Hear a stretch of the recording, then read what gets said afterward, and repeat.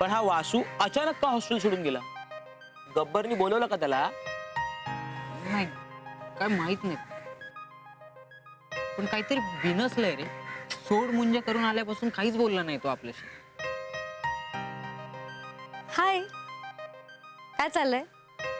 उर्मी, तू? काय रे, आज काय टेन्शन मध्ये का दिसतंय सगळे? डोंट टेल मी, तुम्हाला लोकांना एक्झामचं वगैरे टेन्शन आलं. उर्मी, तुला खरंच माहित नाही काय झालं ते? काय झालं, तुम्ही असे गप्प गप्प का आहात?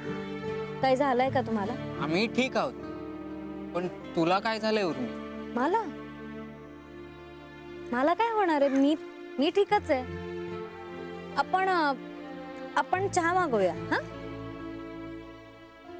नाही नको, चहा नको.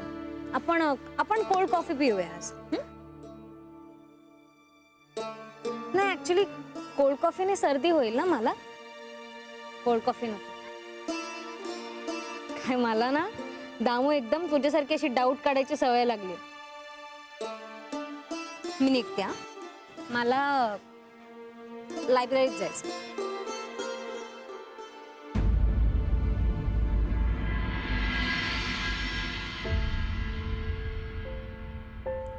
तुम्ही सगळे सांगाल का मला प्लीज की तुम्ही असे गप्प का बसलायत? मैत्री संपली आहे का आपली? म्हणजे आता वासू नाहीये तर तुम्ही माझ्याशी पण बोलणार नाही?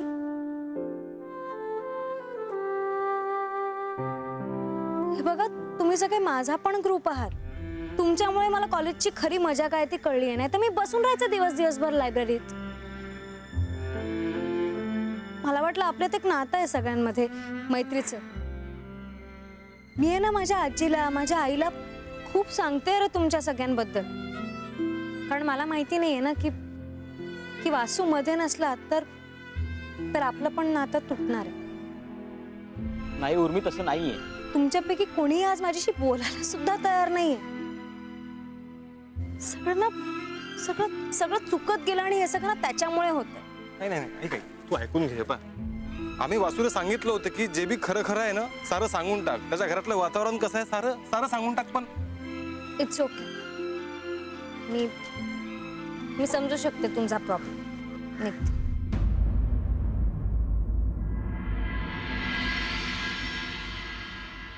एक्सक्यूज मी,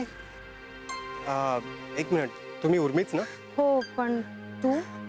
हाय, मी सौरभ. तुला वासूच्या ग्रुपमध्ये बघितलं होतं म्हणून पटकन ओळखलं. कॉलेजात सकाळपासून दिसला नाही आणि त्याच्या हॉस्टेलवरही जाऊन आलो मी. तुला माहिती असेल ना वासू कुठे आहे ते? नाही. ॲक्च्युली आज मला त्याला मनापासून थँक्स म्हणायचं होतं. MPSCची एक्झाम मी आज त्याच्यामुळे पासआउट झालो. आमची मैत्री कॅन्टीनमध्येच झाली. असं पण नव्हतं की मी वर्षानुवर्ष एकमेकांना ओळखत होतो. तरी वासूने रिस्क घेऊन मला हॉस्टेलमध्ये स्टडी करायला रूम दिली. वासू होता म्हणून मी परीक्षेला बसवू शकलो. जर तुला तो भेटला ना तर प्लीज त्याला माझा निरोप देशील.